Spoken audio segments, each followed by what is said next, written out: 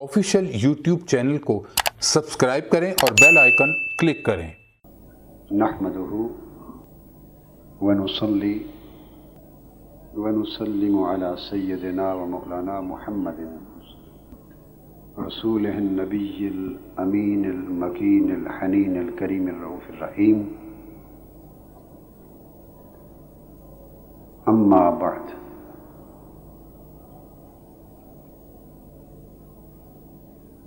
अऊज़ु बिल्लाहि मिनश शैतानिर रजीम। बिस्मिल्लाहिर रहमानिर रहीम।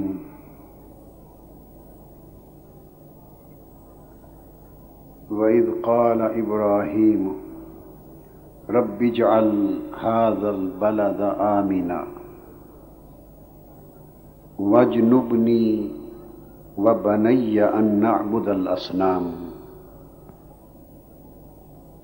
रब्बि इन्नहुन्ना अज़लल्न कसीरम मिनन नास फमन तबिअनी फ़इन्नहु मिन्नी वमन असानी फ़इन्नका गफ़ूरुर रहीम।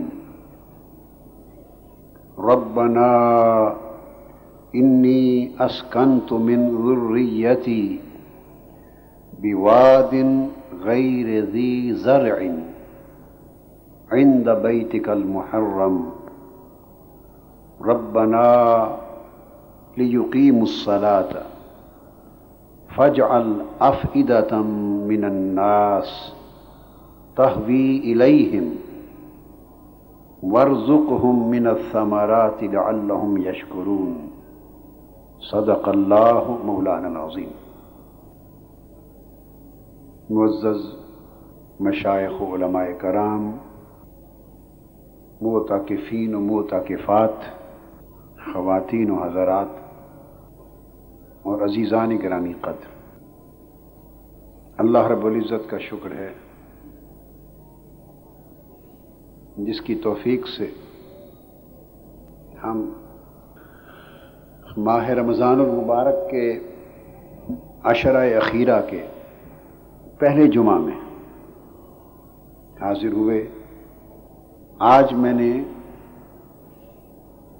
सूरह इब्राहीम से चंद आयतें सय्यदना इब्राहीम अलैहिस्सलाम के ज़िक्र में से तिलावत की।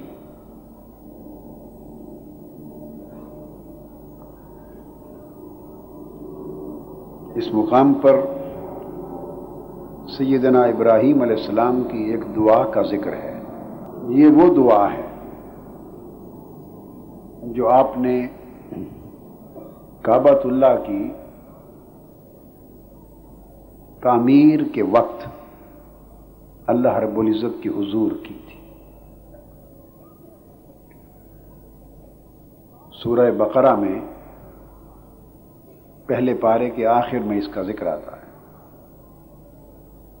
जब सय्यदना इब्राहीम अलैहिस्सलाम अपनी ज़ौजा हज़रत हाजिरा रज़ी अल्लाह ताला अन्हा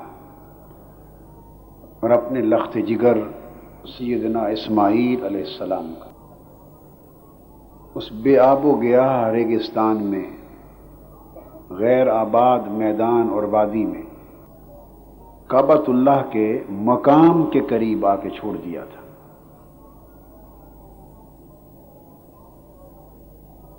उस वक्त कोई शहर आबाद नहीं था और ये सय्यदना इब्राहीम अलैहिस्सलाम की आजमाइशों में से एक आजमाइश थी जिसको कुरान मजीद ने फरमाया वइज़ इब्तला इब्राहीम रब्बुहु बिकलिमातिन फ़अतम्महुन। जब अल्लाह ने इब्राहीम अलैहिस्सलाम को बाज़ बातों में आजमाया, वइज़ इब्तला इब्राहीम रब्बुहु बिकलिमातिन, इब्राहीम अलैहिस्सलाम के रब ने उनकी अबदियत को اور ان کے عرفہ اور اعلیٰ مقام کو آزمایا چند واقعات کے ذریعے، فَأَتَمَّهُنَّ، آپ سب میں پورے اترے۔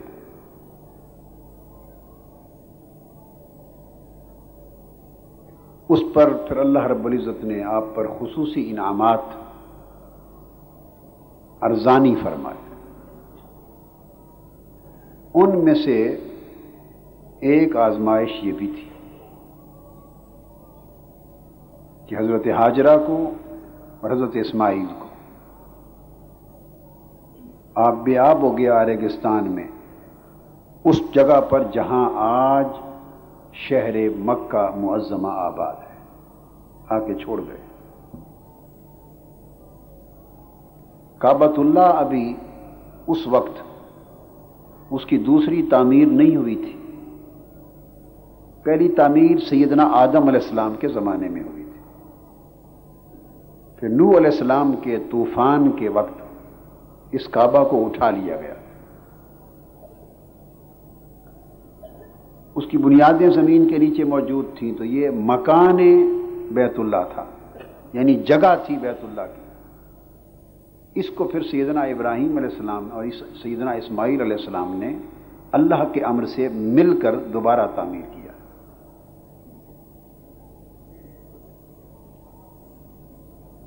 اس مقام پر جب ابراہیم علیہ السلام ان کو چھوڑنے کے لیے آئے تو آپ نے دعا کی اللہ کے حضور، اس دعا کا یہاں ذکر ہے، اور آج میں اس مقام کی جو تفسیر بیان کروں گا وہ تین طرح پر ہوگی۔ ایک تفسیر طریقت ہوگی، دوسری تفسیر حقیقت ہوگی، تیسری تفسیر معرفت ہوگی، یعنی تین مختلف معانی ہوں گے الگ الگ تفسیر پر۔ تو ارشاد فرمایا جا رہا ہے، اور یاد کرو جب ابراہیم نے اپنے رب کے حضور عرض کیا، رب اجعل ھذا البلد آمنا، اے میرے رب، تو عرض کیا باری تعالی اس شہر کو، شہر ابھی نہیں بنا تھا، شہر ابھی نہیں بنا تھا، اس شہر کو امن والا بنا دے۔ اب میں بہت سے جو علمی نکات ہوتے ہیں نا قرآنی اور تفسیری، ان میں نہیں جانا چاہتا، وہ سب نکات چھوڑ کر اصل مقصود کی طرف توجہ قائم رکھنا چاہتا ہوں۔ اگر ان میں چلا جاؤں تو پھر موضوع بہت پھیل جاتا ہے۔ ایک سوال پیدا ہوتا ہے کہ شہر تو تھا نہیں، یعنی اس طرح کے نکات چھوڑ دوں گا جو میں ایک بطور مثال کوٹ کر رہا ہوں، اس طرح کے بیسیوں نکات ہوتے ہیں وہ چھوڑ دوں گا، وہ نہیں بیان کرنا چاہتا۔ سوال یہ پیدا ہوتا ہے کہ شہر تو نہیں تھا، تو آپ فرما رہے ہیں باری تعالیٰ اس شہر کو امن والا بنا دے۔ اس کا مطلب کیا ہوا؟ مطلب یہ کہ پیغمبر کی نگاہ اس بے آب و گیاہ ریگستان میں عرصہ دراز کے بعد شہر کے آباد ہونے کو دیکھ رہی ہے۔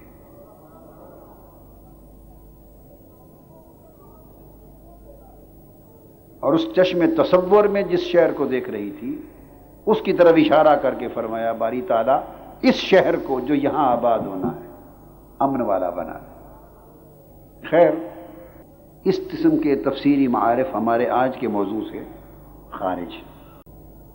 ہم اس وقت ان قرآن مجید کی آیات سے اور سیدنا ابراہیم علیہ السلام کی دعا اور قرآن مجید میں اس واقعے کا بیان، ایک تو ظاہر پر واقعہ ہے جو قرآن مجید کے ترجمہ سے آپ سب کو معلوم ہے، آپ پڑھتے رہتے ہیں، سنتے رہتے ہیں، اور وہ حق ہے۔ کچھ معارف ہیں جو اس قرآنی بیان سے طریقت کے مقام پر، کچھ حقیقت کے مقام پر، کچھ معرفت کے مقام پر اخذ ہوتے ہیں، حاصل ہوتے ہیں، تاکہ ان سے ہم اپنی روحانی تربیت اور روحانی ترقی اور روحانی کمال کا سبق حاصل کر سکیں۔ یہاں جب ہم اس باب میں اس جہت سے اس کی عرفانی تعبیر کرتے بطریق صوفیاء، بطریق عرفاء، بطریق اولیاء، عرفانی تعبیر کرتے ہیں، جس کو میں نے طریقت کی تعبیر کہا، تو ابراہیم علیہ السلام سے مراد یہاں انسان کی روح ہے، اور ابراہیم علیہ السلام چونکہ جد الانبیاء ہے، سردار ہیں انبیاء کے، مرسلین کے، اور جد ہیں انبیاء اور رسل کے، آپ کا مقام بڑا اونچا ہے۔ آپ کے اونچے مقام کی مناسبت سے یہاں ہم ابراہیم علیہ السلام سے مراد روح کو لے رہے ہیں کہ روح کو بھی انسان کی زندگی میں اتنا ہی اونچا مقام حاصل ہے، اور وہ ایک وجود مبارک ہے۔ گویا روح اللہ رب العزت کے حضور عرض کرتی ہے، رب اجعل ھذا البلد آمنا، تو ابراہیم علیہ السلام سے مراد تو روح ہوئی، تو اس شہر سے مراد کون ہوا؟ اس شہر سے مراد بدن ہے، اس شہر سے مراد بدن ہے، جس میں باری تعالیٰ نے روح کو لا کے رکھ دیا ہے، جس میں باری تعالیٰ نے روح کو داخل فرما دیا۔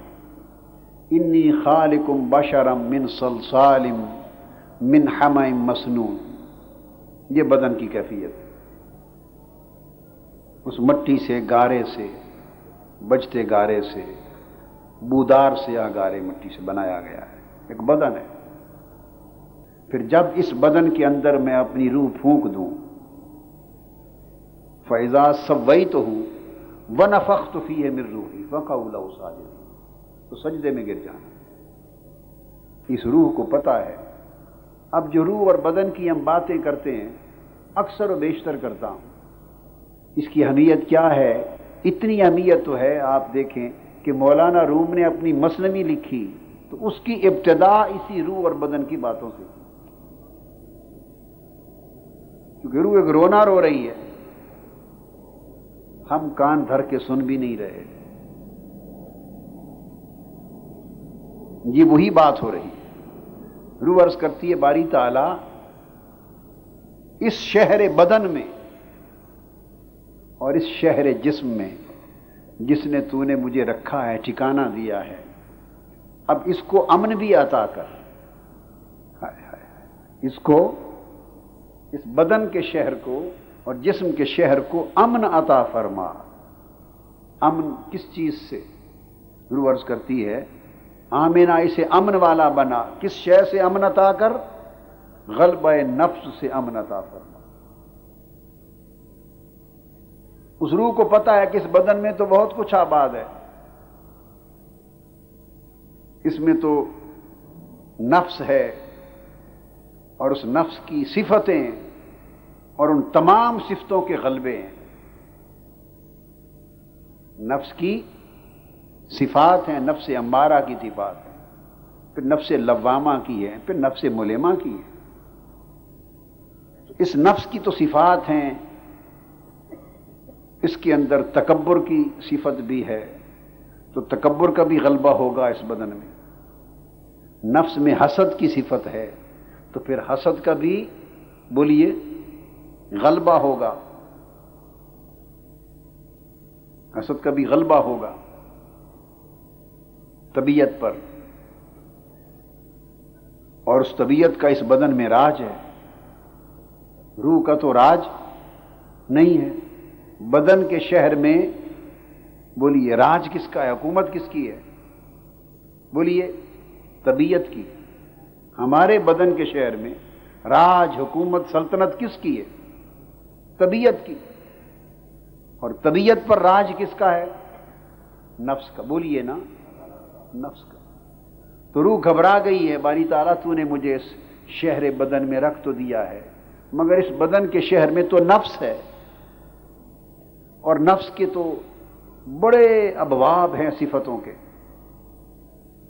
تکبر کا غلبہ بھی ہے، حسد کا غلبہ بھی ہے، حرص اور لالچ کا غلبہ بھی ہے، رعونت کا غلبہ بھی ہے، حقد کا غلبہ بھی ہے، جھوٹ اور غیبت کا غلبہ بھی ہے، چغلی کا غلبہ بھی ہے، دنیا پرستی کا غلبہ بھی ہے، شہوت پرستی کا غلبہ بھی ہے، زر پرستی کا غلبہ بھی ہے، منافقت کا غلبہ بھی ہے، کدورت کا غلبہ بھی ہے۔ اس نفس کی تو بے شمار صفتیں ہیں، برائیاں ہیں، اور ہر برائی ایک دوسرے سے بڑھ کر انسانی طبیعت پہ غلبہ پائے ہوئے، غلبات نفس ہیں۔ روح عرض کرتی ہے باری تعالیٰ پھر مجھے اس شہر بدن میں جو رکھا ہے، تو پھر اس بدن کو، اس شہر کو نفس کے غلبات سے امن بھی عطا فرما، کیونکہ میں تو ان چیزوں کی شناسہ نہیں ہوں، میں تو اس وطن سے آئی ہوں جہاں تیرے انوار ہوتے تھے، تیری تجلیات ہوتی تھی، جہاں تیری طاعت ہوتی تھی، تیری عبادت ہوتی تھی، تیرا ذکر ہوتا تھا، تیرا فکر ہوتا تھا، تیری اعلیٰ کا فکر ہوتا تھا، نشانیوں کا، تیرے انوار و تجلیات کے سمندروں میں ہم نہاتے تھے، اور تیری قربت اور معرفت کے چشموں سے ہم پیتے تھے، اور تیرے لطف و عنایات کے کھانے کھاتے تھے، اور تیری کرم نوازیوں کے لباس پہنتے تھے۔ تو وہ بھی ایک شہر تھا، وہ تیرا شہر قربت تھا، شہر طاعت تھا، شہر عبادت تھا، شہر معرفت تھا۔ میں تو وہاں کی باسی ہوں، وہاں کی رہنے والی ہوں، وہیں پیدا ہوئی، وہیں جوان ہوئی، وہیں آنکھ کھولی۔ میں نے تو حسد، تکبر، غیبت، چغلی، جھوٹ، بے ایمانی، مکر، حرص، لالچ دیکھا ہی نہیں، میں نے تو دیکھا ہی نہیں۔ روح کہتی ہے میری تو سانس گھٹ رہی ہے اس شہر بدن میں جہاں غلبات نفس ہیں۔ جس طرف دیکھتی ہوں کہیں تکبر سر اٹھا رہا ہے، کہیں حرص سر اٹھا رہا ہے، کہیں حسد دوسرے کے خلاف سر اٹھا رہا ہے، کہیں غیبت اور چغلی ہو رہی ہے، کہیں جھوٹ ہو رہا ہے، کہیں مکر اور فریب ہو رہا ہے، کہیں حرص اور لالچ، دنیا کی آگ مچ رہی ہے۔ ہر طرف ایک آگ ہے، غلبات نفس ہیں۔ انہوں نے اس انسانی بدن کی طبیعت پہ غلبہ پا رکھا ہے، اور اس طبیعت کا بدن پہ راج ہے۔ میں تو مر جاؤں گی، میں کیا کروں؟ عرض کرتی باری تعالیٰ اس بدن کو امن عطا فرما، تاکہ یہ جو ہوائے نفس اور غلبات نفس ہیں ان کے غلبے سے بدن کا شہر بچ جائے، اور پھر مجھے بھی امن اور سکون نصیب ہو۔ وَجْنُبْنِي وَبَنَيَّ أَن نَعْبُدَ الْأَصْنَامَ، اور مجھے اور میری اولاد کو، مجھے اور میری اولاد کو اس بات سے بچا، محفوظ رکھ کہ ہم بتوں کی پوجا کریں، ہمیں اس سے بچا کر رکھ، اس بات سے کہ ہم بتوں کی پوجا کریں۔ وہ بتوں کی پوجا کیا ہے؟ وجنبنی، مجھے بچا کے رکھ۔ مجھے تو سمجھ میں آ گئی بات کہ روح ہے، اور وہ روح کہتی ہے میری اولاد بھی ہے۔ اور روح کی اولاد کیا ہے؟ انسان کی عقل، انسان کی عقل روح کی اولاد ہے۔ عقل کی جو نظر ہے، سمجھ، یہ روح کی اولاد ہے۔ علم روح کی اولاد ہے، فکر روح کی اولاد ہے، ذکر اور یاد روح کی اولاد ہے۔ روح کہتی ہے باری تعالیٰ وجنبنی، مجھے بھی بچا اور محفوظ رکھ، وبنیہ، اور میری اولاد کو بھی بچا۔ تو میرے ساتھ اس جسم میں جو عقل ہے اسے بھی سلامتی دے اور حفاظت فرما، اور نظر کی بھی حفاظت فرما، علم کی بھی حفاظت فرما، فکر اور سوچ کی بھی حفاظت فرما، سمجھ بوجھ کی بھی حفاظت فرما، ذکر اور یاد کی بھی حفاظت فرما۔ کس چیز سے؟ ان نعبد الاصنام، کہ کہیں ہم بتوں کی پوجا نہ کرنے لگ جائیں۔ اور بت کیا ہیں؟ جن بتوں کی پوجا ہو رہی ہے، اصنام جمع کا صیغہ ہے، بہت سارے بت ہیں۔ کیا؟ بہت سارے بت ہیں۔ ہمیں ان بتوں کی پوجا سے بتا۔ اور وہ بتوں کی پوجا کیا ہے؟ اس بدن کے مرغوبات ہیں، اس بدن کی بڑی لذتیں اور چاہتیں ہیں۔ یہ بدن چاہتا ہے کہ وہ لذتیں پوری ہوں، میری رغبتیں پوری ہوں، میری چاہتیں پوری ہوں۔ تو یہ بدن کی لذتیں بت ہیں، بدن کی چاہتیں بت ہیں، بدن کے مرغوبات رغبتیں بت ہیں۔ ہمیں، مجھے، میری اولاد کو بچا کہ ہم کہیں بدن کی لذتوں کا شکار نہ ہو جائیں، کہیں ہم بدن کی چاہتوں کا شکار نہ ہو جائیں، کہیں بدن کی رغبتوں کا شکار نہ ہو جائیں، کہ ہم بھی اس کے پیچھے نہ لگ جائیں۔ اور پھر مألوفات طبیعت ہیں۔ طبیعت وہ بھی کئی چیزوں سے الفت کرتی ہے، کئی چیزوں کو چاہتی ہے، طبیعت میں بھی کئی چیزوں کی رغبت ہوتی ہے۔ کچھ رغبتیں بدن کی ہوتی ہیں، اب بات کو سمجھ گیا نا، بدن چاہتا ہے کھاؤں۔ کچھ رغبتیں طبیعت کی ہوتی ہیں، طبیعت چاہتی ہے یہ ذائقہ ہو، یہ چیز ہو، ایسا رہن ہو، ایسی چیز ہو۔ تو طبیعت کی بھی رغبتیں ہیں، مرغوبات طبیعت ہیں، مألوفات طبیعت ہیں۔ اور جسم کے اندر پھر خواہشات ہیں، خواہشات حسی ہیں اور خواہشات نفسانی ہیں۔ روح عرض کرتی باری تعالیٰ اتنے بت ہیں جو شہر بدن کو جنہوں نے بت خانہ بنا رکھا ہے۔ ایک تو اتنے نفس کے غلبات ہیں، صفات نفس کے غلبے ہیں، جنہوں نے شہر نفس میں تباہی مچا رکھی ہے، اور ایک ان کے اثر سے طبیعت اور بدن کی جو رغبتیں، چاہتیں، خواہشیں، انہوں نے اس پورے بدن کے شہر کو بت خانہ بنا رکھا ہے۔ باری تعالیٰ مجھے چونکہ اسی جسم اور بدن کے شہر میں رہنا ہے، اور علم بھی اسی کے اندر ہے، فکر و نظر بھی اسی کے اندر ہے، سوچ یاد بھی اسی کے اندر ہے، مجھے ڈر ہے کہ اس شہر میں رہتے رہتے رہتے ان کے قرب و جوار میں، ان کی صحبت میں، ان کے پڑوس میں، ان کے ساتھ میں رہتے رہتے کہیں میں اور میری اولاد یعنی میرا علم، میری عقل بھی ان چاہتوں کی غلام نہ بن جائے، کہیں میری سوچ بھی ان رغبتوں کی غلام نہ بن جائے، کہیں میری فکر بھی انہی مادی نفسانی لذتوں چاہتوں کی غلام نہ بن جائے، اور کہیں ایسا نہ ہو کہ وہ وقت آئے کہ میں عالم نور کی رہنے والی اس مادہ پرستی میں مبتلا ہو جاؤں، اور کہیں ایسا نہ ہو کہ وہ علم اور وہ عقل جو بنیادی طور پہ نور کے مظاہر میں سے ہے، وہ اس بدن کی مرغوبات کا ایسا غلام بن جائے، اور غلبات نفس کے غلبے کے تابع ہو کر اور اس کی اثرات کے تابع ہو کر اتنا تباہ حال ہو جائے کہ وہ انہی بتوں کی پوجا کرنے لگ جائے۔ کہیں ایسا نہ ہو کہ علم بھی بتوں کی پوجا میں لگ جائے، فکر بھی بتوں کی پوجا میں نہ لگ جائے، اور یہ اس مادی دنیا کے مفاد سے اوپر روحانی دنیا کو تکنا ہی چھوڑ دے، اور عالم ناسوت سے نکل کر عالم ملکوت کے انوار کو چاہنا ہی چھوڑ دے، عالم جبروت کی کیفیتوں کو یاد کرنا ہی چھوڑ دے، اور عالم لاہوت کی فضاؤں اور ہواؤں کی یاد کو کہیں بھول نہ جائے۔ مولا کہیں میرا علم، میری عقل، میرا ذکر، میرا فکر، میری سوچ، میری چاہت، میری کیفیت کہیں دائماً تجھ سے دور نہ ہو جائے، تجھے بھلا نہ بیٹھوں، اس دنیا میں غرق نہ ہو جاؤں، اور دنیا کی چاہتوں کے کنویں میں کہیں تباہ نہ ہو جاؤں۔ مولا مجھے بچا لے۔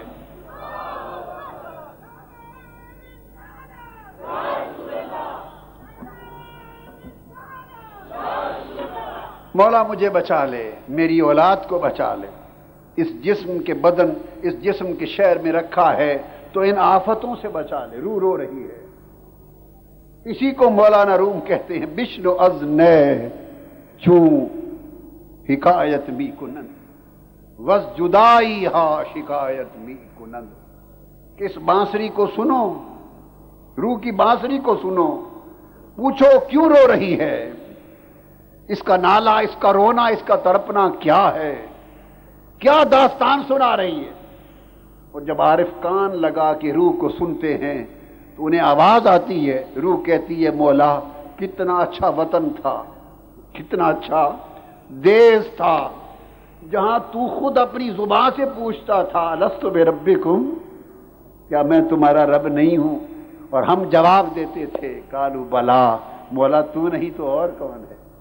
تیرا مکالمہ ہوتا تھا، تجھ سے مخاطبہ ہوتا تھا، تیری عبادت اور بندگی میں ہم صبح و شام رہتے تھے، تیری قربت کے دریاؤں میں رہتے تھے اور تیری معرفت کے سمندروں میں رہتے تھے۔ مولا تو نے اس وطن سے نکالا اور لا کے ہجر اور فراق دیا، پھر اس بدن کے شہر میں آباد کیا، یہاں سارے پردیسی ہیں، اپنے دیس کا کوئی آدمی نہیں ہے۔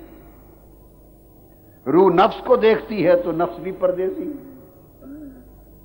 نفس بھی روح چاہتی ہے، انسان چاہتا ہے نا کہ کوئی ہم وطن ملے، کوئی دیس والا ملے، کوئی میری باتوں کو سمجھنے والا ملے، کوئی دکھ سنے، کوئی سمجھے، تاکہ آپس میں ایکسچینج آف ویوز ہو جائے۔ وہ روح نفس سے بات کرتی ہے تو نفس بولی ہی اور بولتا ہے، اسے پتہ ہی نہیں وہ یار کی وادی کیا تھی، وہ اور چکروں میں ہے۔ طبیعت سے بات کرتی ہے روح تو طبیعت کی رغبت ہی نہیں ہے اس طرف، روح تڑپتی ہے، پریشان ہوتی، وہ کہتی باری تعالیٰ کہیں ایسا نہ ہو کہ اس شہر میں رہتے رہتے میں اور میری اولاد نفس کے بتوں کی پوجا میں نہ لگ جائیں۔ رب انہن اضللن کثیرا من الناس، باری تعالیٰ ان بتوں نے بہت سے لوگوں کو پہلے بھی گمراہ کر دیا ہے۔ بولو، ان بتوں نے گمراہ کر دیا ہے یا نہیں؟ جی، ان بتوں نے بہت سے لوگوں کو پہلے بھی گمراہ کر دیا۔ کیسے گمراہ کر دیا ہے؟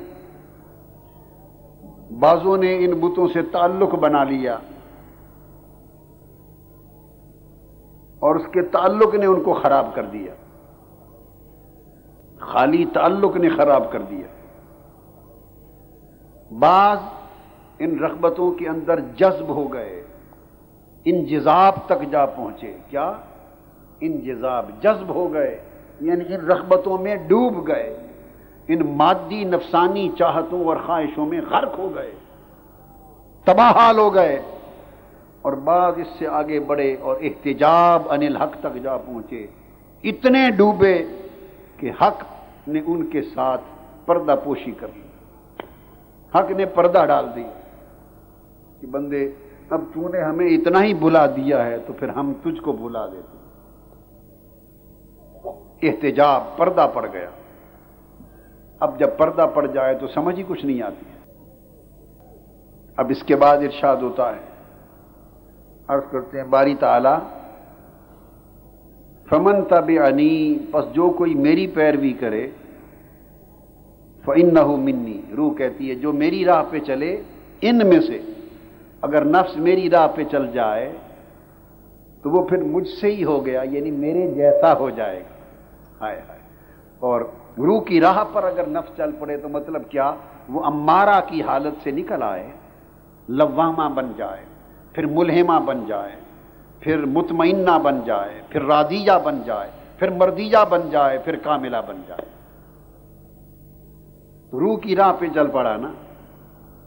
اسی طرح فمن تبعنی، اگر طبیعت میری راہ پہ چل پڑے تو اس سے یہ پتہ چلتا ہے کہ نفس کے اندر بھی یہ صلاحیت اللہ نے رکھی ہے کہ اگر اس پر محنت کی جائے، اس پر محنت کی جائے تو اس محنت کے نتیجے میں وہ روح کی راہ پہ چل سکتا ہے۔ اپنی اصلیت تو اس کی نہیں بدلتی، مگر اس کے خواص بدلنے لگ جاتے، اثرات بدل جاتے۔ اور طبیعت میں بھی اللہ پاک نے یہ خوبی رکھی ہے کہ طبیعت بھی روح کی راہ پر چل سکتی، اگر نفس کی راہ پہ چل سکتی ہے تو روح کی راہ پر بھی چل سکتی ہے۔ لہذا ہمیں ضرورت اس امر کی ہے کہ ہم نفس اور طبیعت پہ ایسی محنت کریں کہ وہ روح کی راہ پہ چل پڑے، روح کی بولیے راہ پہ چل پڑے۔ اب یہاں ایک مثال دیتا ہوں، دو کتے لے لیں، ایک عام کتا ہے اور ایک شکاری کتا ہے، کلب معلم، سکھایا ہوا کتا ہے، شکاری۔ عام کتے کو چھوڑ دیں، جو چیز نظر آئے گی کھائے گا، چیرے گا، پھاڑے گا، سب کچھ کرے گا، عام کتے کو چھوڑ دیں۔ اس کے برعکس شکاری کتے کو دیکھیں، مالک کتے کو چھوڑتا ہے، سیدھا جا کے شکار کو پکڑتا ہے، شکار کو مارتا بھی نہیں جان سے اور کھاتا بھی نہیں، اس کو پکڑ کے مالک کا انتظار کرتا ہے اور لا کر مالک کے قدموں میں رکھ دیتا ہے۔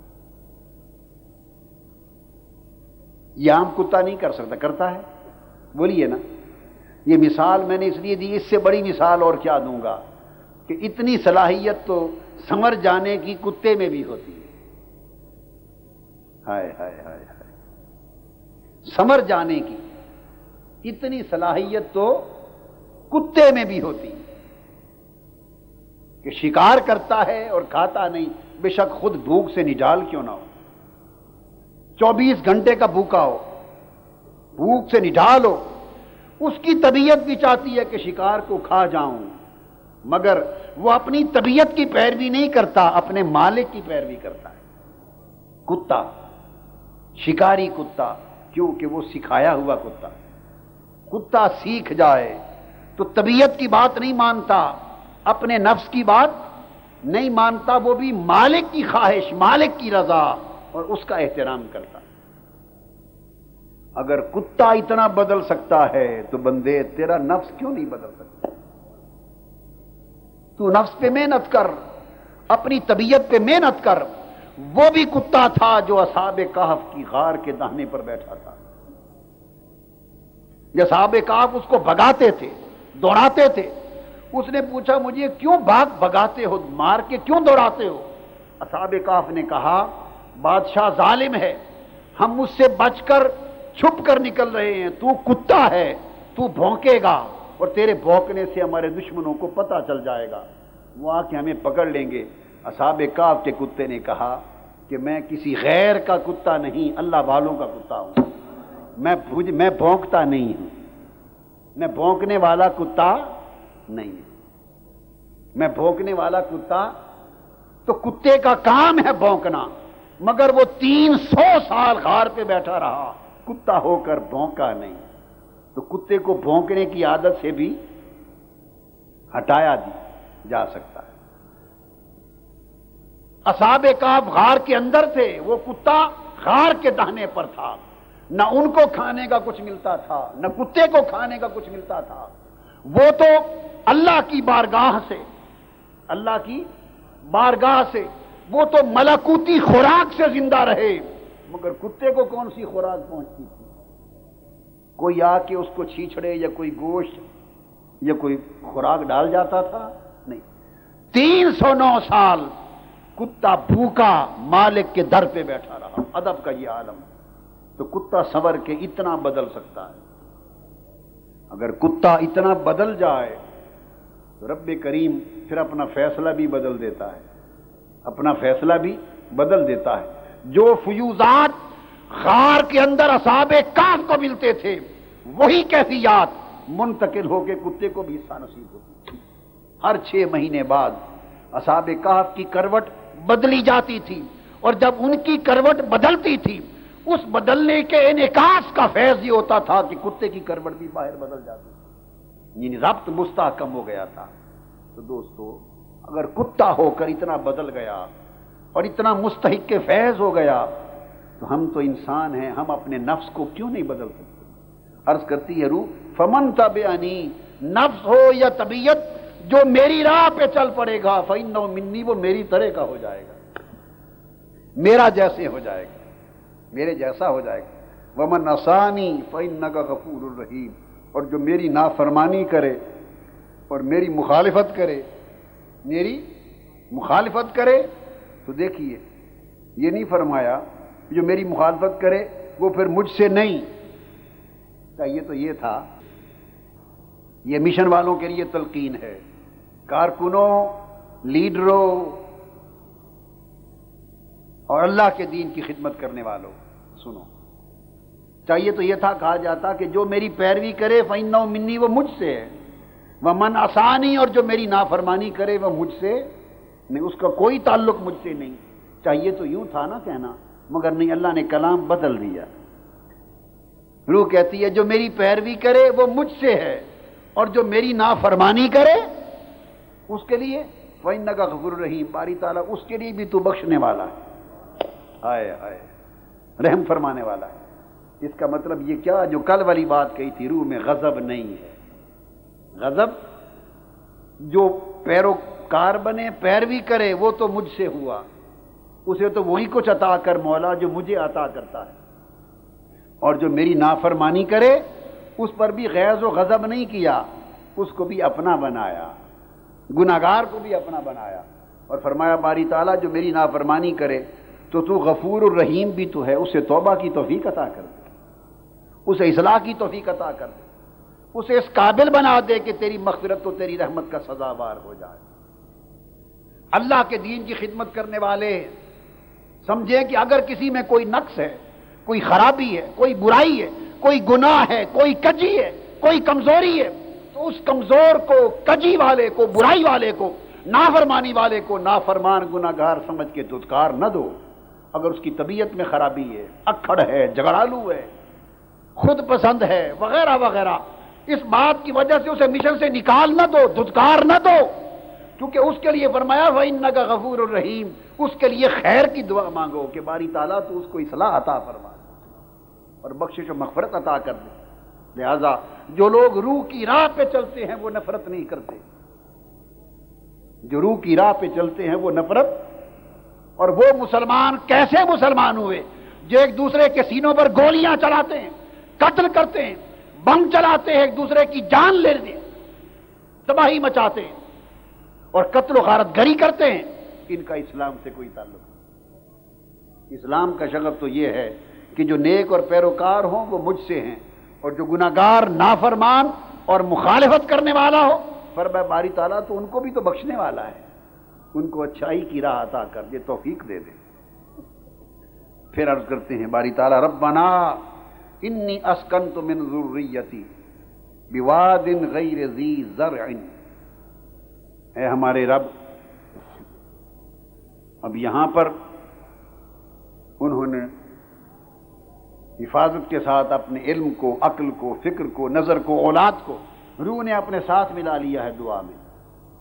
پہلے عرض کیا تھا قال ابراہیم رب اجعل، اے میرے رب، اب ساروں کی حفاظت کر کے انہیں اپنے دامن میں لے لیا، اور اب عرض کرتے ہیں ربنا، اے ہمارے رب، اے یعنی جو جو اولاد تھی ان ساروں کو اپنے دامن میں ساتھ لے لیا۔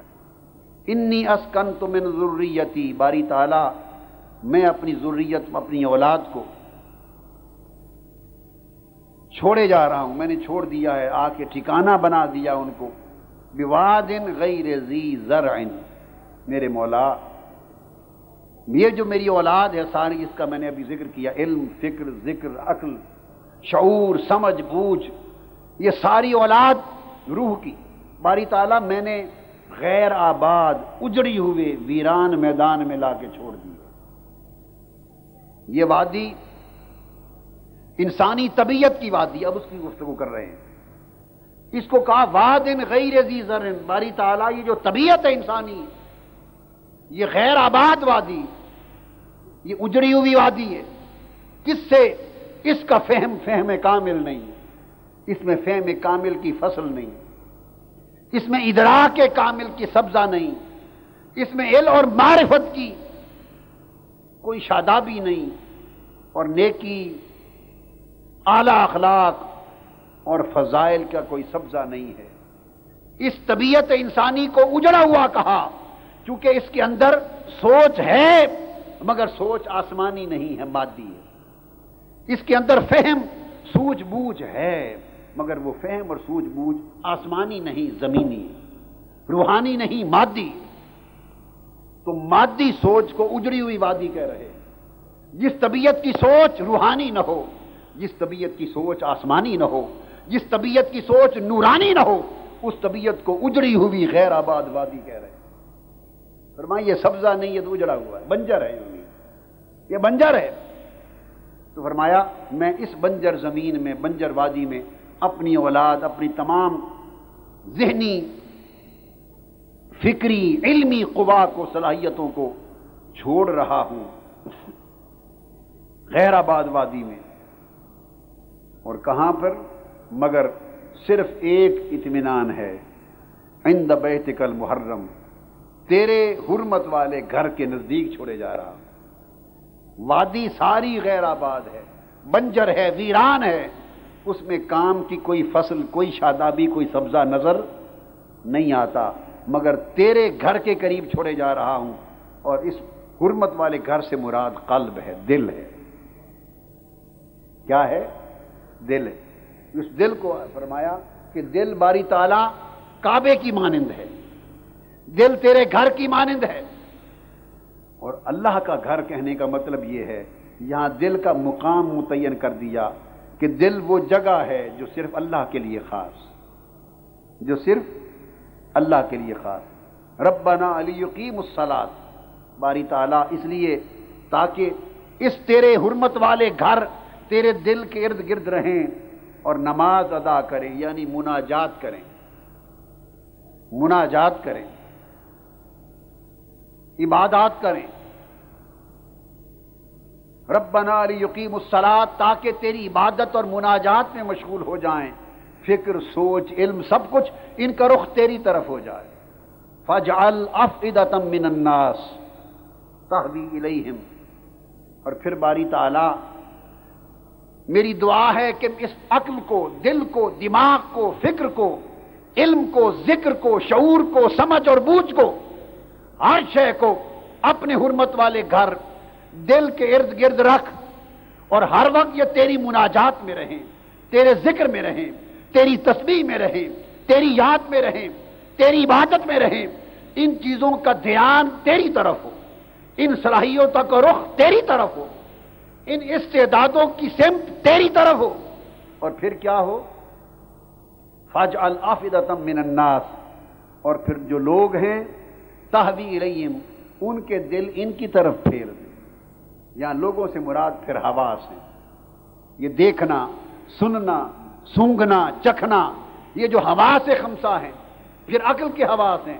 فرمایا مولا یہ جو ذہنی اور قلبی صلاحیتیں ہیں ان کا رخ اپنی طرف کر دے، اور جو حسی صلاحیتیں ہیں انسان کا سننا، چکھنا، زبان، ناک، کان، آنکھ، آنکھ، کان، زبان، ان ساری چیزوں کی صلاحیتیں مولا اس دل کی طرف کر دے، دل کو اپنی طرف کر دے، مولا دل کو اپنی طرف کر دے، دل کو اپنی طرف کر دے، اور حواس کو دل کی طرف کر دے، اور دل کو پھر روح کا بیڑا پیروکار کر دے مولا، اس طرح اس شہر بدن میں تاکہ سکون اور امن کے ساتھ زندگی گزر سکے۔ تہوی الیہم، یہ حواس کھینچے کھینچے دل اور ان قوائے ذہنی کی طرف، نیک قوا کی طرف آئیں، اور پھر باری تعالیٰ ان کو اعلیٰ ثمرات عطا کر۔ پھر ان کے رخ جب سیدھے ہو جاتے ہیں، جب سیدھے ہو جائیں گے تو ان کو پھل عطا کر، پھر اپنی طاعتوں کی لذت دے، وہ پھل بن جائے گا، ان کی خوراک بن جائے گی۔ اپنی ان کی عبادت میں لذت رکھ، وہ عبادت کی لذت ان کی خوراک بن جائے گی۔ مولا تیری مناجات کی لذت ان کی خوراک ہو جائے گی۔ مولا تیری معرفت کی لذت ان کی خوراک ہو جائے گی۔ اپنی معرفت کے پھل عطا کر، حقائق کے پھل عطا کر، تاکہ یہ تیری نعمتوں میں گم رہیں، اور تیری طاعتوں کی خوراک کھاتے رہیں، اور تیری عبادت کی لذت اور غذا کھاتے رہیں، اور تیری معرفت کی خوراک لے کر ہر وقت بارا تیرا شکر ادا کرتے رہیں۔ یہ تفسیر کا ایک رخ تھا،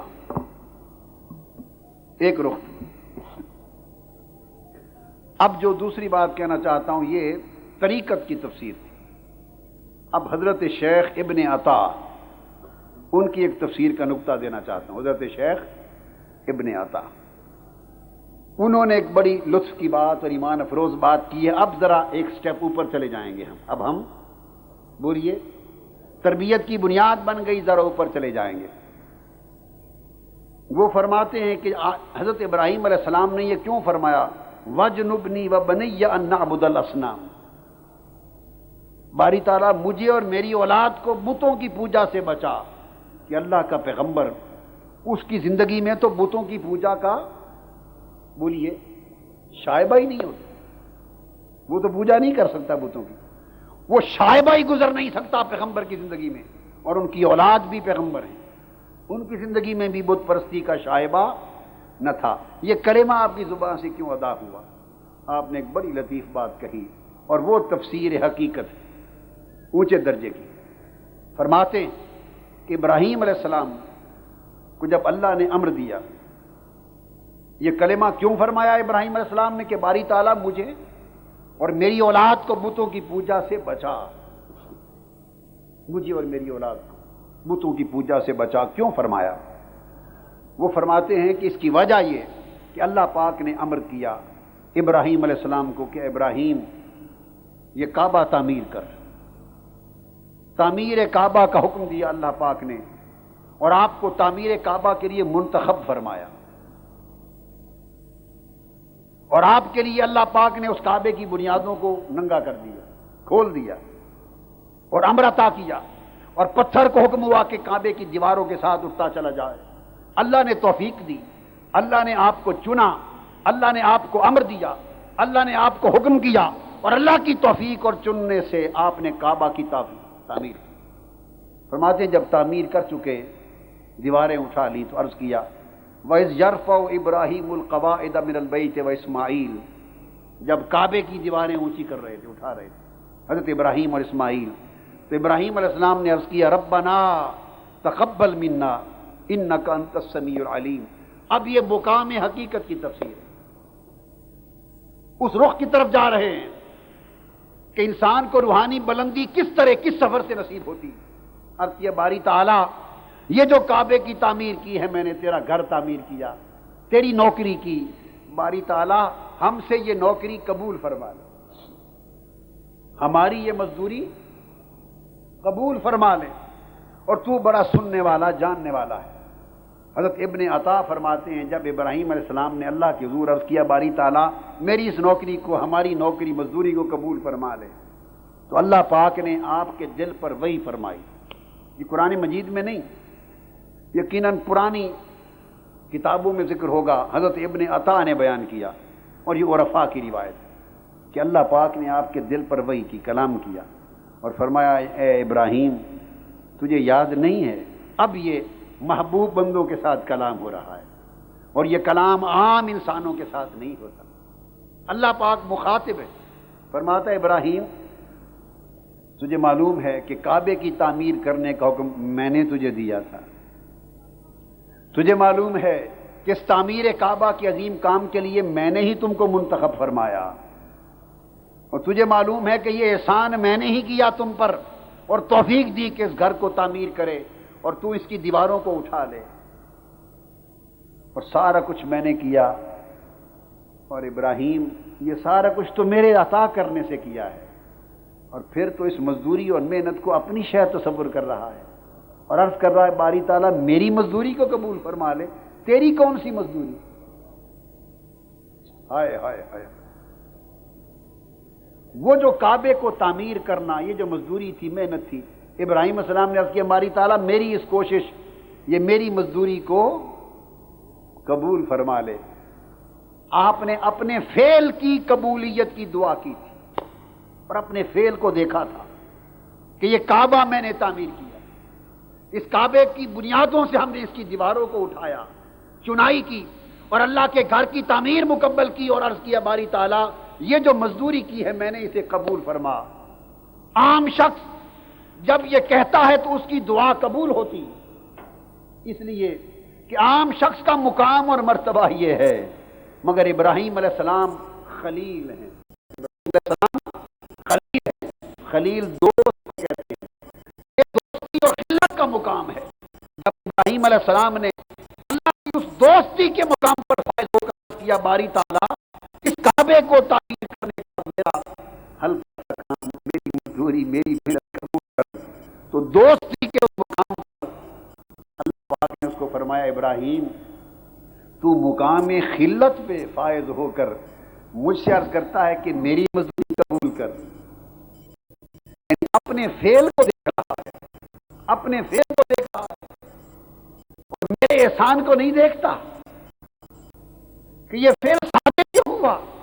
میں نے احسان فرمایا تو تجھے توفیق ہوئی، میں نے تمہیں چنا تو پھر تو کعبے کی تعمیر کے قابل ہوا، میں نے تجھے امر کیا تو پھر تو اس نیک کام کے لیے آگے بڑھا. یہ تیرا کعبہ تعمیر کرنا میرا ہی تو امر تھا. اس کعبے کی چنائی کرنا میرا ہی تو چناؤ تھا. اس کعبے کی تعمیر کی توفیق عطا کرنا میرا ہی تو احسان تھا. تو میرے ہی احسان کو قبول ہونے کی دعا کر رہا ہے, میری توفیق کے قبول ہونے کی دعا کر رہا ہے. ابراہیم, عام آدمی کا مقام یہ ہے کہ میں ہر شخص کو نیک کام کی توفیق دیتا ہوں, اور عام آدمی چونکہ اپنے فعل کو دیکھتا ہے اس لیے اپنے فعل کے قبول ہونے کی دعا کرتا ہے. مگر ابراہیم, تم عام انسانوں کے مقام سے نکل کر تجھے مقام خلت پر فائز کر دیا.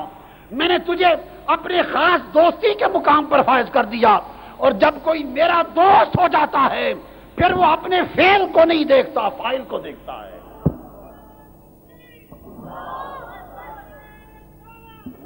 پھر میرا بندہ اپنی توفیق کو نہیں دیکھتا, توفیق عطا کرنے والے کو دیکھتا ہے. کام کو نہیں دیکھتا, کام کے لیے چننے والے کو دیکھتا ہے. اس مزدوری کو نہیں دیکھتا, مزدوری کے قابل بنانے والے کو دیکھتا ہے. تو پھر جب بندہ اس مقام پر فائز ہوتا ہے تو پھر اپنے فعل کا مشاہدہ نہیں کرتا, فائل حقیقی کو دیکھتا ہے. جب اللہ پاک نے ابراہیم علیہ السلام کی ان کے مقام اور منصب کے مطابق اپنی شان کے لائق تربیت فرمائی تو ابراہیم علیہ السلام نے فوراً عرض کیا, وَجْنُبْنِي وَبَنِيَّ أَن نَعْبُدَ الْأَصْنَامَ. باری تعالیٰ, یہ جو میری نگاہ اپنے فعل کی طرف پڑ گئی, میں نے یہ جو دیکھا کہ میں نے تعمیر کیا کعبہ, یہ جو تعمیر میں آ گیا, اس کعبے کو تعمیر کرنے میں جو میں کا خیال آ گیا, میرا اپنی طرف دھیان چلا گیا, میرے اپنے فعل کی طرف خیال چلا گیا. مولا, جس دوستی کے مقام پر تو نے فائز کیا ہے اس میں کو اس مقام پر دھیان کرنا بھی بت پرستی ہے. مولا, مجھے اور میری اولاد کو اس بت پرستی سے بچا لے. مولا, اس بت پرستی سے بچا لے. یہاں بت پرستی کیا ہے؟ لوگوں سوچو, جب خدا سے تعلق قائم ہوتا ہے اور انسان اس وادی بدن میں رہ کر روح کی پیروی کر کے عالم ملکوت سے چلتا ہوا عالم جبروت میں, عالم لاہوت میں, عالم ہاہوت میں جاتا ہے تو بندہ اپنے آپ کو فنا کرتا چلا جاتا ہے, اپنی صفتیں رب کی طرف موڑتا چلا جاتا ہے, ہر شے کو بھولتا چلا جاتا ہے. ذاکر ہمہ ذکر و ذکر مذکور شبد, جب صرف مولا ہی مولا یاد رہتا ہے تو اس بندے کا مقام یہ ہے کہ پھر جو فعل کرتا ہے اسے اپنا فعل اپنا دکھائی نہیں دیتا, مولا کا کرم دکھائی دیتا ہے.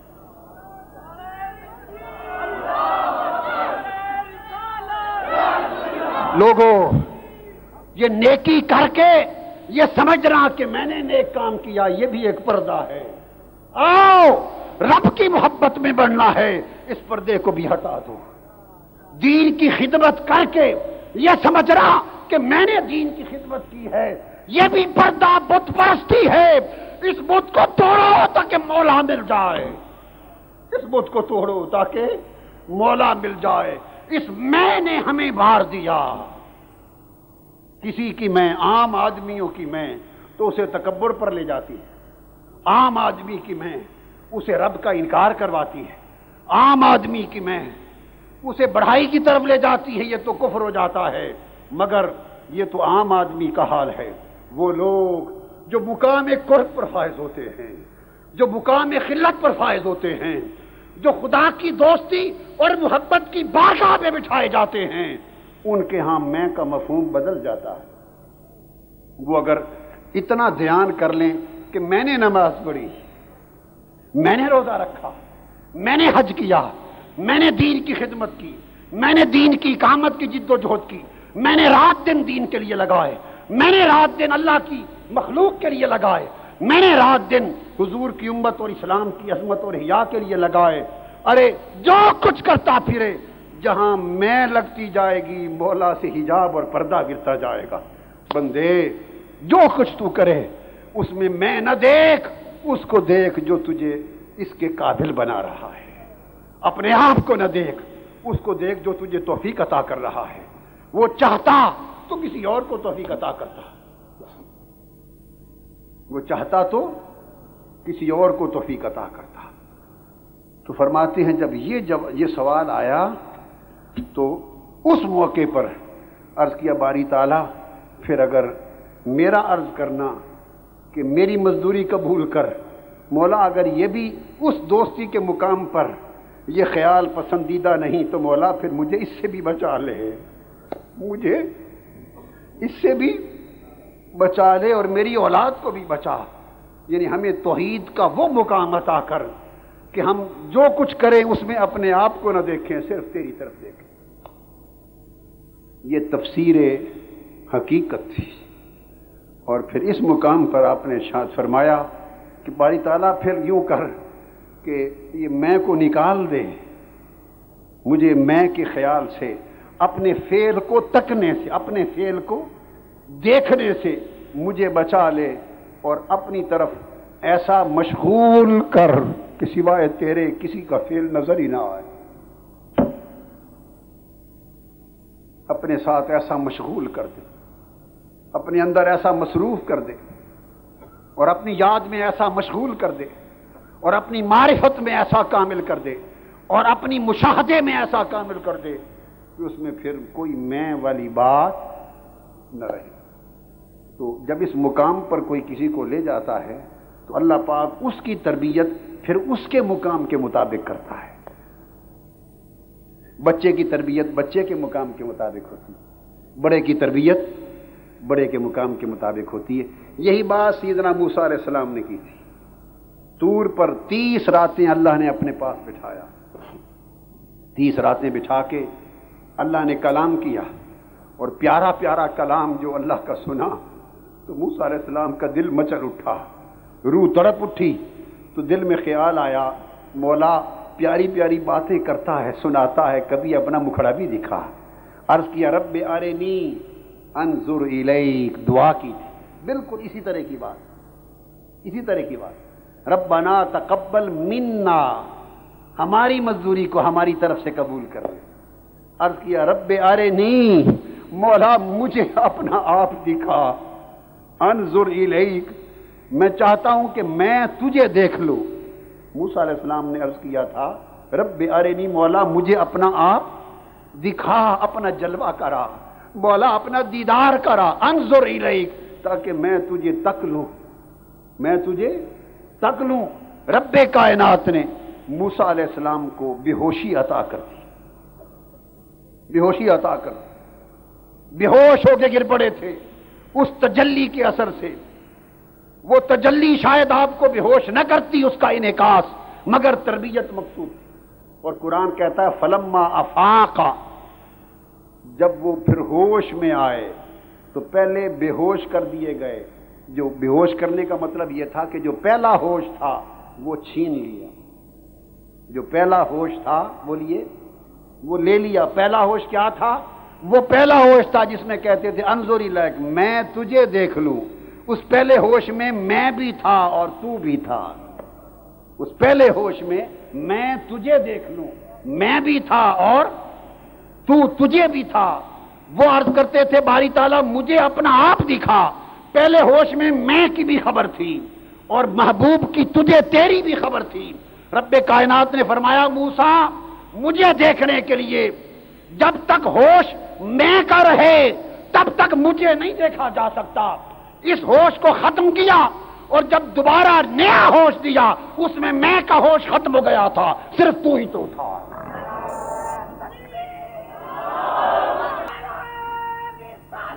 فلما افاق قال انی تبت الیک، جب افاقہ ہوا، جب پھر ہوش میں آئے تو عرض کیا باری تعالیٰ میں توبہ کرتا ہوں، تبت الیک۔ باری تعالیٰ ابراہیم علیہ السلام نے عرض کیا وجنبنی وبنی ان نعبد الاصنام، مولا میں بچا لے۔ موسیٰ علیہ السلام ہوش میں آئے، عرض کیا تبت الیک، باری تعالیٰ توبہ کرتا ہوں۔ کس شے سے؟ کہ تیرے حضور ہو کر میں نے میں کو پہچان لیا، یہ جو میں کا خیال تھا اس سے توبہ کرتا ہوں، اب تو ہی تو ہے۔ اب جب انسان فنائیت تامہ میں جاتا ہے اور اپنے ہونے کا احساس مٹا دیتا ہے، اپنے ہونے کا احساس مٹا دیتا ہے، اور مشاہدہ حق میں اس طرح غرق اور فنا ہوتا ہے کہ پھر صرف اسی کا ہوش باقی رہتا ہے، اسی کی خبر باقی رہتی ہے، تو پھر حجابات اٹھا دیے جاتے اور مشاہدہ ذات سے نوازا جاتا اور فرمایا ربنا انی اسکنت من ذریتی بواد غیر ذی زرع، باری تعالیٰ میں نے اپنی ذریت کو اس وادی میں چھوڑ دیا، اور ایسا چھوڑ دیا کہ اس وادی غیر ذی زرع کا معنی یہ ہے کہ اب نہ ان کا مجھ سے تعلق رہا، روح کہتی ہے، نہ ان کا مجھ سے تعلق رہا، نہ کسی اور سے تعلق رہا، ان دا بیتک المحرم، مولا تیرے ساتھ چھوڑ دیے اور تیرے سوا ان کے سارے تعلق کاٹ دیے۔ اب مولا ان کی جہت اپنی طرف کر لے اور ساری مخلوق کی جہت ان کی طرف کر دے۔ تو مطلب یہ کہ جو لوگ ہر سمت سے اپنے تعلق کو کاٹ کر توڑ کر اللہ کی طرف اپنے تعلق کو جوڑ دیتے ہیں، تو جو لوگ ہر طرف سے منہ موڑ کر اللہ کی طرف منہ کر لیتے ہیں، تو اللہ ان کی توجہ کو جب قبول کرتا ہے تو علامت یہ ہے کہ ساری مخلوق کی توجہ ان کی طرف ہو جاتی ہے، بندے کی طرف توجہ اللہ کی طرف ہو جاتی ہے اور مخلوق کی توجہ اس بندے کی طرف ہو جاتی ہے، یہ ایک سلسلہ قائم ہو جاتا ہے۔ یہ تفسیر حقیقت ہے، اور امام جعفر صادق رضی اللہ تعالیٰ عنہ نے بھی اس مقام پہ ایک تفسیر کی، سیدنا امام جعفر صادق نے، اور وہ تفسیر معرفت ہے۔ تفسیر حقیقت میں تو اپنے فعل کو دیکھا تھا سیدنا ابراہیم علیہ السلام نے، اس پر عرض کیا باری تعالیٰ مجھے اور میری اولاد کو اس اپنے فعل کو دیکھنے سے محفوظ فرما لے۔ اور سیدنا امام جعفر صادق رضی اللہ تعالیٰ عنہ فرماتے ہیں کہ وجنبنی وبنی ان نعبد الاصنام، کیوں فرمایا؟ کیوں فرمایا؟ مجھے بچا لے اور میری اولاد کو کہ ہم بتوں کی پوجا کریں۔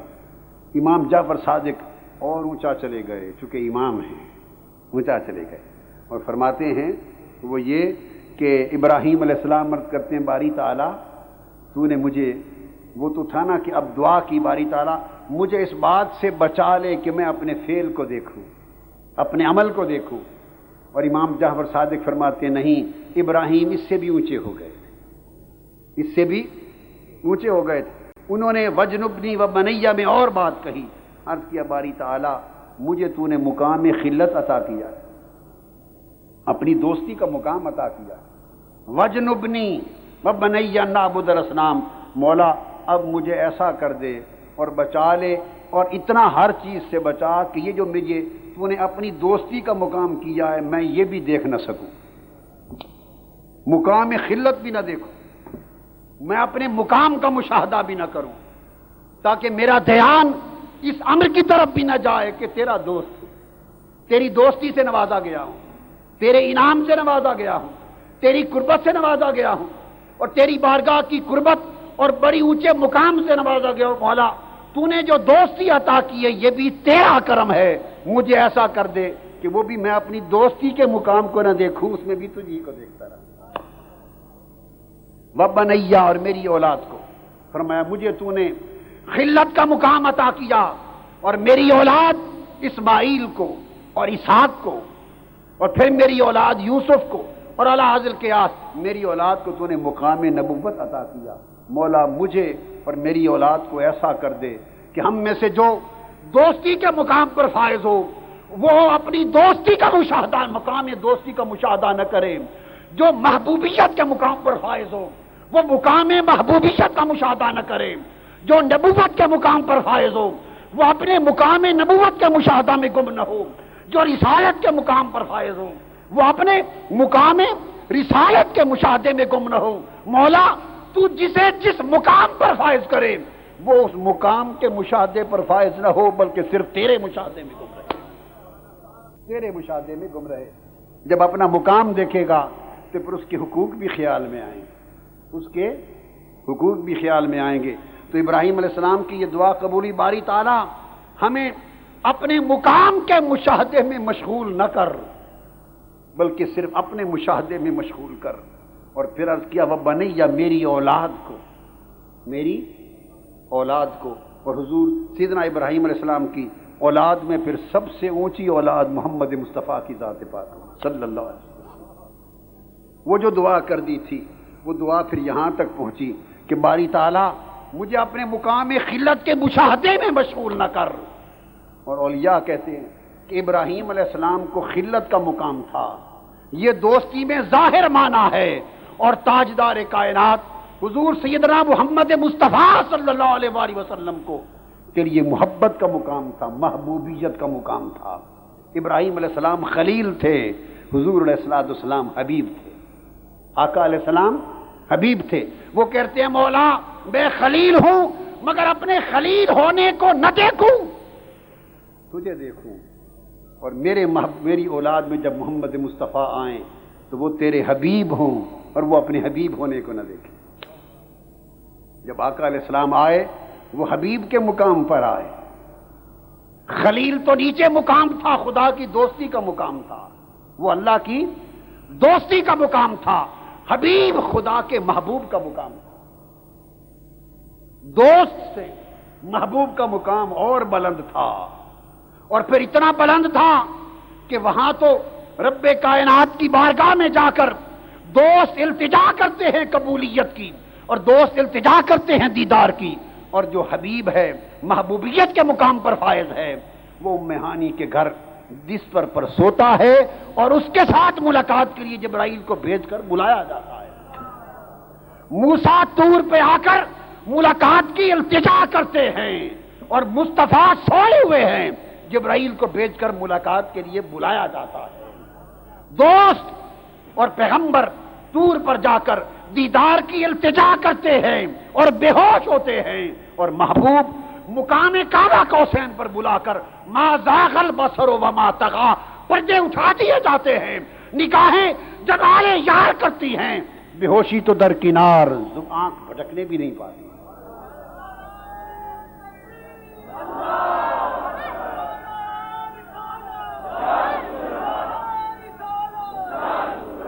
تو جب حضور علیہ السلام اس مقام محبوبیت پر فائز ہو گئے، تو جب مقام محبوبیت پر فائز ہوتے ہیں تو تربیت بھی تو اپنے کمال پر جا چکی ہوتی ہے، تربیت بھی تو اپنے منتہائے کمال پر جا چکی ہوتی ہے۔ اس لیے جب حضور کی آمد ہوئی اور آپ کو مقام محبوبیت پر بٹھایا گیا تو عالم یہ تھا کہ مقام محبوبیت کا تھا کہ گزرے تو سدرۃ المنتہا پر ملائکہ جمع ہو کر ایک جھلک کو ترتے، مقام وہ تھا کہ عرش معلیٰ سے گزرے، جہاں جبرائیل کے پر چلیں مصطفیٰ وہاں بے دھڑک آگے چلے جائیں۔ محبوبیت کا مقام وہ تھا کہ کعبہ قوسین پر پڑے، ایک قدم مصطفیٰ اٹھائے، اگلا قدم خدا اٹھائے، اور اللہ پاک بڑھ کر مصطفیٰ کا استقبال کریں اور اوادلہ کی قربت خاصہ میں لا کر اپنے پاس بٹھائیں اور پردے اٹھا کر وہ دیدار عطا کریں کہ ما زاغ البصر وما طغی کی بات۔ محبوبیت یہ تھی، اور ایسا مقام عطا کیا تھا کہ محبوبیت کے مقام پر فائز ہوئے مگر اپنی محبوبیت کے مقام کا مشاہدہ نہ کرتے، اس کے مشاہدے میں مشغول نہ ہوتے، ساری رات کھڑے رہتے، قدم مبارک سوج جاتے۔ صحابہ نے عرض کیا یا رسول اللہ آپ تو اللہ کے محبوب ہیں، آپ کو اتنی مشقت کی ضرورت کیا ہے؟ تو مصطفیٰ جو محبوبیت کی آخری حد پر فائز ہیں عرض کرتے افلا اکون عبدا شکورا، میں اللہ کا شکر گزار بندہ نہ بنوں؟ ہیں محبوب مگر خود کو بندہ ہی سمجھتے ہیں، محبوب اپنی محبوبیت کے مقام کو نہیں دیکھتے، اپنے آپ کو بندگی میں دیکھتے ہیں۔ 100 مرتبہ ہر روز استغفار کرتے، باری تعالیٰ گناہ معاف کر دے۔ ہائے ہائے ہائے ہائے، ارے اس محبوب کے کوئی گناہ ہیں؟ ان کے کوئی صغائر ہیں؟ کوئی خطائیں ہیں؟ اس محبوب کو تو ہر شے سے معصوم بنا دیا تھا، پھر ہر روز 100 مرتبہ استغفار کرتے، اور آقا علیہ السلام روتے، کبھی ہچکی بندھ جاتی، اتنے آنسو گرتے اور اللہ پاک سے معافی مانگتے۔ کس چیز کی معافی؟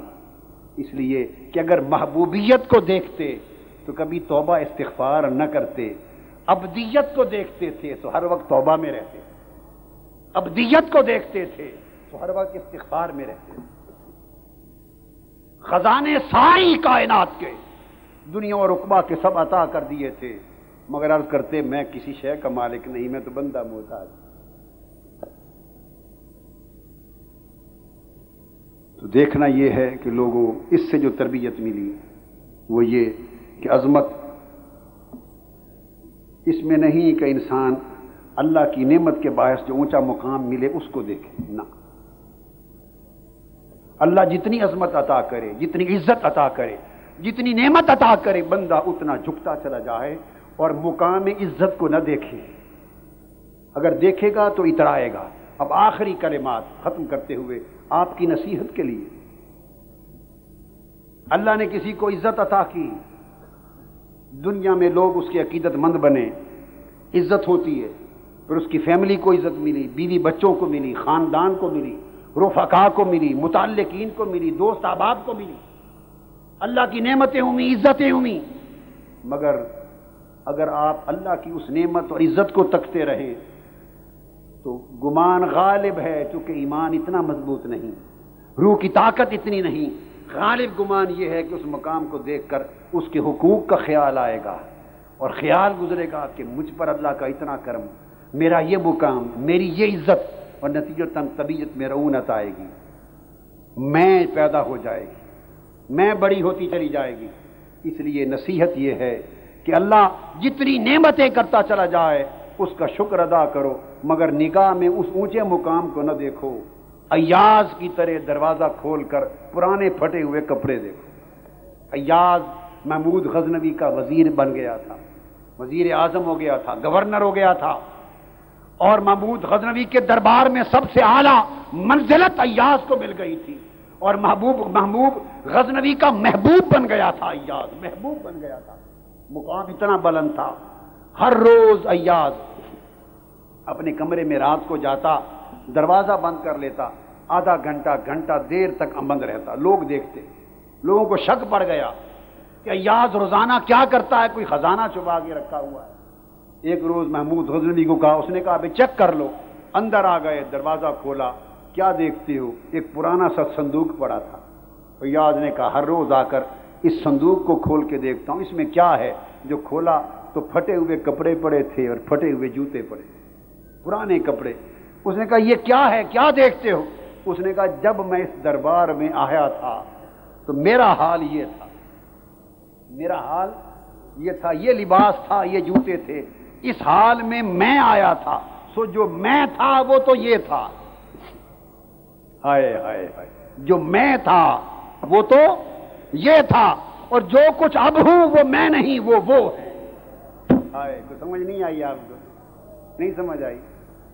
جو میں تھا وہ یہ تھا جو صندوق میں بند ہے، اور جو کچھ اب تمہیں نظر آ رہا ہوں وہ میں نہیں، وہ ہے۔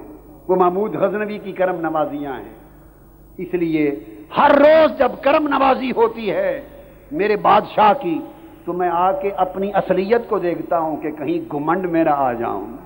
بندے سوچ کہ تو کیا ہے، کبھی سوچا وہ تیرے باپ نے ایک پلید پانی کا ایک قطرہ گرایا تھا تیری ماں کے پیٹ میں، رحم میں ایک نجس قطرہ گرایا تھا، اس نجس قطرے سے تیرا وجود بنا۔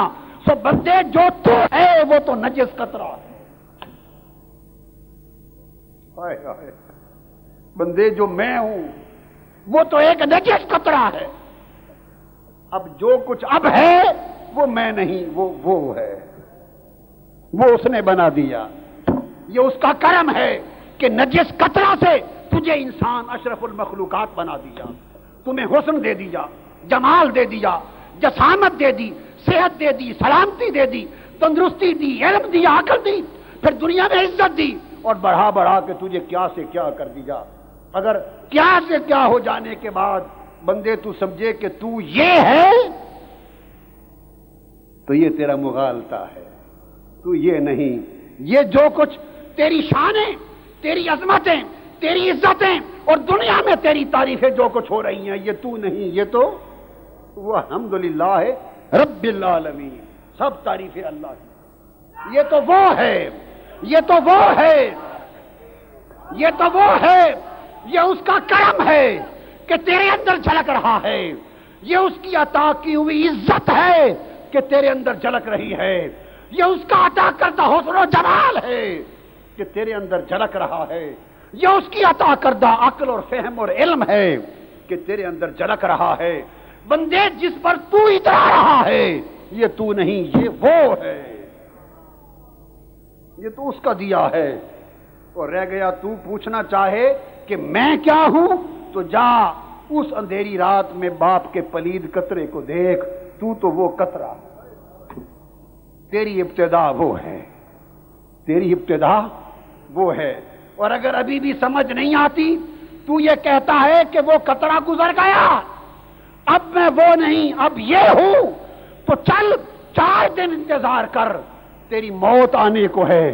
تجھے اس مٹی میں رکھ دیا جائے گا اور کیڑے کھا جائیں گے اور خاک میں خاک ہو جائے گا، اور مٹی کی قبر میں مرا مٹی کی طرح تجھے سب کوئی چھوڑ کے گھر لوٹ آئے گا، تمہیں خبر ہوگی کہ تو کیا ہے۔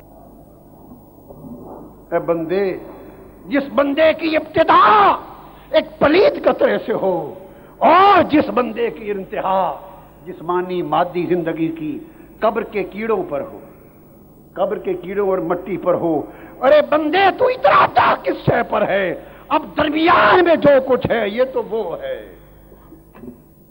یہ اس کا کرم ہے۔ لہذا لوگوں، ہر وقت اللہ کے کرم کو دیکھا کرو، فخر نہ کیا کرو۔ میں بات ختم کر رہا ہوں، تکبر نہ کیا کرو، لوگوں اترایا نہ کرو، گھمنڈ نہ کیا کرو، اپنی حقیقت کو پہچانو۔ بندہ کچھ نہیں ہے، بندہ کچھ نہیں ہے، اور بیماری اس لیے آتی ہے کہ بندے کی فرعونیت کا علاج ہو جائے۔ وہ بے بس ہو تو رب کہے بندہ بتا اب کچھ ہے تو کر۔ اپنی بندگی کو پہچانو لوگوں، ہم گھمنڈ اور اترانے میں پھنس گئے، تباہ ہو گئے، وقت گزرتا جا رہا ہے، بلاوا آنے کو ہے۔ کیا خبر اچانک بلاوا آئے اور آپ کو ہمیں بلا کے وہ لے جائیں، پھر فرصت درست ہونے کی نہیں رہے گی، پھر اصلاح کی فرصت نہیں رہے گی۔ اس وقت کو غنیمت جانو، اس وقت کو غنیمت جانو۔ جو دم حاصل ہے یہ خدا کا کرم ہے، اس کو غنیمت جانو۔ لوگوں سمجھ جاؤ، اصلاح کر لو، مولا کی بندگی میں آ جاؤ، مولا کی غلامی میں آ جاؤ۔ گمنڈ کے بت کو پاش پاش کر دو، تکبر کے بت کو پاش پاش کر دو، میں کو مٹا دو، صرف اسی کو جانو، میں کو مٹا دو، صرف اسی کو جانو۔ نہ تھا کچھ تو خدا تھا، کچھ نہ ہوتا تو خدا ہوتا، ڈبویا مجھ کو ہونے دے، نہ ہوتا میں تو۔ اللہ تبارک و تعالی ہمیں اپنی حقیقت کی معرفت عطا فرمائے۔ وما علینا الا البلاغ۔ شیخ الاسلام ڈاکٹر محمد طاہر القادری کے آفیشیل یوٹیوب چینل کو سبسکرائب کریں اور بیل آئیکن کلک کریں۔